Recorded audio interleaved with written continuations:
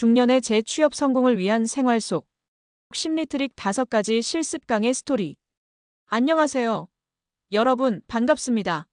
저는 오늘 여러분과 함께 알면 쓸모있는 생활 속 심리 트릭을 나눌 30대 심리학 박사이자 정신의학과 전문의 김지혜입니다. 와, 여기 이렇게 열기로 가득 찬 교육 현장에 오니 저도 에너지가 막 샘솟는 것 같아요. 특히나 새로운 시작을 준비하시는 우리 40대, 50대 재취업 희망자 여러분들을 뵙게 되니 정말 반갑고 설렙니다. 여러분의 열정에서 희망찬 기운이 뿜어져 나오는 것 같아서 저도 덩달아 힘이 납니다. 오늘 제가 준비한 이야기는 바로 알아두면 쓸모있는 생활 속 심리 트릭 5가지예요. 사실 제가 진료실에서 환자분들을 만나 뵐 때 또는 강연에서 많은 분들과 소통할 때 가장 많이 듣는 질문 중 하나가 박사님, 일상생활에서 바로 써먹을 수 있는 심리 기술 같은 건 없나요? 하는 거거든요. 그래서 제가 엄선하고 엄선한 여러분의 삶을 조금 더 유쾌하고 지혜롭게 만들어줄 심리 기술들을 대방출할까 합니다. 복잡한 심리학 이론 따위는 다 집어치우고 바로 여러분의 일상에 적용해서 효과를 볼 수 있는 실용적인 팁들 위주로 준비했으니까 편안한 마음으로 즐겨주시면 좋겠습니다. 자, 그럼 첫 번째 트릭부터 한번 살펴볼까요? 첫 번째 심리 트릭은 바로 문간에 발 들여놓기 전략입니다. 일명 푸틴 더 도어 테크닉이라고도 하죠. 이게 무슨 말이냐고요? 쉽게 말해 상대방에게 아주 작은 부탁부터 시작해서 점점 큰 부탁으로 나아가는 방식이에요. 예를 들어볼까요? 여러분 중에 혹시 배우자나 자녀에게 뭔가 부탁할 때 단번에 큰 부탁을 했다가 거절당한 경험 있으신가요? 제가 아는 어떤 분은 남편에게 여보, 우리 주말에 시어머니 댁에 가서 김장 도와드려야 할 것 같아라고 바로 이야기했다가 남편이 화들짝 놀라며 뭐? 김장? 갑자기? 내가 언제 김장한다고 했어? 라고 버럭하는 바람에 크게 싸웠다고 해요. 하지만 이 문간에 발 들여놓기 전략을 썼더라면 어땠을까요? 여보, 혹시 이번 주말에 나랑 같이 장 좀 봐줄 수 있어? 김장 준비물 좀 사야 하는데. 이렇게 작은 부탁부터 시작해서 괜찮아. 그럼 장 본 김에 미리 절여둔 배추 좀 옮겨줄래? 혼자 하기엔 좀 무겁네 이런 식으로 조금씩 부탁의 강도를 높여가는 거죠. 그러다 보면 상대방은 자기도 모르게 큰 부탁까지 들어주게 되는 마법 같은 현상을 경험하게 됩니다. 이건 마치 우리가 어떤 일에 한번 발을 담그면 그 다음 단계로 나아가기가 훨씬 쉬워지는 심리와 같아요. 재취업을 준비하시는 여러분도 마찬가지예요. 예를 들어 새로 얻고 싶은 직장에서 처음부터 모든 조건을 내걸기보다는 작은 프로젝트나 임시직 제안이라도 일단 시작하고 그 안에서 자신의 역량을 보여준다면 더 좋은 기회를 잡을 확률이 훨씬 높아질 수 있습니다. 두 번째 심리 트릭은 상호성의 법칙입니다. 이건 뭐냐면 우리가 누군가에게 무언가를 받으면 그 사람에게 보답하고 싶은 마음이 생기는 아주 기본적인 인간 심리를 이용하는 거예요. 이 원리를 잘 활용하면 주변 사람들과 더 긍정적인 관계를 맺고 심지어 원하는 것을 얻는데도 도움이 될 수 있습니다. 얼마 전 제가 겪었던 일인데요. 아침에 출근하는데 옆집 아주머니가 갑자기 유기농 블루베리를 한 팩 주시는 거예요. 박사님, 아침에 주스 갈아 드시라고 제가 직접 농장에서 따온 거예요. 하시면서요.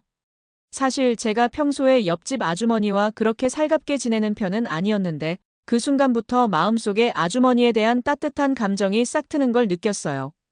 그리고 며칠 뒤 마침 제가 좋아하는 빵집에서 갓 구운 빵을 사오던 길에 저도 모르게 아주머니 드릴 빵까지 사서 문 앞에 걸어두었더라고요. 이게 바로 상호성의 법칙이 작동한 예시입니다. 여러분도 누군가에게 작은 친절이나 호의를 먼저 베풀어 보세요. 진심을 담아서요. 그 친절은 분명 더 큰 친절로 돌아올 겁니다. 재취업 면접에서도 마찬가지예요. 면접관에게 따뜻한 미소와 진심 어린 감사를 먼저 표현한다면 면접관도 여러분에게 더 호의적인 태도를 보일 수 있겠죠. 세 번째 심리 트릭은 사회적 증거의 법칙입니다. 우리는 알게 모르게 다른 사람들이 하는 행동을 따라 하려는 경향이 있어요. 특히 불확실한 상황에서는 더욱 그렇습니다. 다들 저렇게 하니까 나도 저렇게 해야겠지 하는 심리인 거죠. 홈쇼핑에서 매진 임박. 지금 바로 전화하세요. 라는 문구를 보면 왠지 나도 빨리 사야 할 것 같은 느낌이 들지 않나요? 그게 바로 사회적 증거의 법칙이 작동하는 거예요. 사람들이 많이 구매하는 상품은 왠지 모르게 더 좋아 보이고 많은 사람들이 선택한 것은 안전하다고 느끼는 거죠. 이 법칙을 여러분의 재취업 활동에 적용해 볼 수 있습니다. 예를 들어 이력서에 관련 직무 종사자 중 상위 10% 성과 달성과 같은 객관적인 수치를 넣어보세요. 또는 여러분이 과거에 참여했던 프로젝트가 큰 성공을 거두었다는 사실을 강조하고 그 프로젝트가 얼마나 많은 사람들에게 긍정적인 영향을 미쳤는지 설명하는 거죠. 이렇게 다른 사람들의 긍정적인 평가나 성공 사례를 보여줌으로써 여러분에 대한 신뢰도를 높이고 면접관에게 긍정적인 인상을 심어줄 수 있습니다. 저 사람은 이미 다른 곳에서 인정받은 사람이구나 하는 인식을 심어주는 거죠. 네 번째 심리 트릭은 희소성의 법칙입니다. 우리가 뭔가를 쉽게 얻을 수 없을 때, 즉 그것이 희귀하거나 한정적일 때 더 가치 있게 느끼는 심리예요. 마지막 기회, 한정 수량, 오늘 하루만 특가. 이런 문구들을 보면 뭔가 모르게 마음이 조급해지고 지금 사지 않으면 영영 후회할 것 같은 기분이 들잖아요. 이 심리도 일상생활에서 아주 유용하게 써먹을 수 있습니다. 예를 들어 여러분이 오랜만에 가족여행을 계획하는데 배우자가 영 시큰둥하다고 가정해 봅시다. 이럴 때 이번 기회 놓치면 다신 이런 휴가 못 갈 수도 있어. 이 리조트는 딱 지금만 이 가격이래. 이런 식으로 희소성을 강조하면 배우자가 갑자기 적극적으로 나설 수도 있어요. 재취업 면접에서도 이 희소성의 법칙을 활용할 수 있습니다. 여러분이 가진 특별한 기술이나 경험을 강조하는 거죠. 예를 들어 제가 가진 특정 분야의 전문성은 현재 시장에서 매우 희귀하며 귀사에 큰 기여를 할 수 있을 것이라고 확신합니다와 같이요. 여러분만이 제공할 수 있는 독특한 가치를 어필하여 면접관에게 이 사람을 놓치면 안 되겠는데? 라는 생각을 심어주는 것이 중요합니다. 여러분은 모두 각자의 분야에서 희귀하고 소중한 존재들이니까요. 자, 드디어 마지막 5번째 심리 트릭입니다. 바로 인지 부조화 해소 전략인데요. 이게 조금 어려운 말 같지만 사실 우리 일상에 아주 밀접하게 연결되어 있습니다. 인지 부조화란 내가 가진 생각이나 신념, 행동이 서로 일치하지 않을 때 생기는 불편한 심리 상태를 말해요. 이 불편함을 해소하기 위해 우리는 생각이나 행동 중 하나를 바꾸려 노력하게 되죠. 예를 들어, 나는 건강을 중요하게 생각해. 라고 말하면서도 매일 밤 야식을 먹는다면 이 사이에서 인지 부조화가 생기는 거예요. 이걸 해소하기 위해 내일부터는 진짜 운동할 거야. 라고 결심하거나 아니면 야식은 내 삶의 활력소니까 괜찮아. 라고 합리화하는 거죠. 이 심리를 다른 사람에게 적용하면 어떨까요? 제가 예전에 맡았던 환자분 중에 늘 불평불만이 많고 주변 사람들에게 부정적인 말만 하시는 분이 계셨어요. 제가 그분께 매일 아침 거울을 보면서 나는 정말 매력적이고 멋진 사람이야. 라고 5번씩 외쳐보라고 권했습니다. 처음에는 못하겠다고 하시더니 며칠 뒤에는 마지못해 따라 해보셨대요. 그런데 놀랍게도 그분이 점점 더 긍정적인 사람으로 변해가시는 거예요.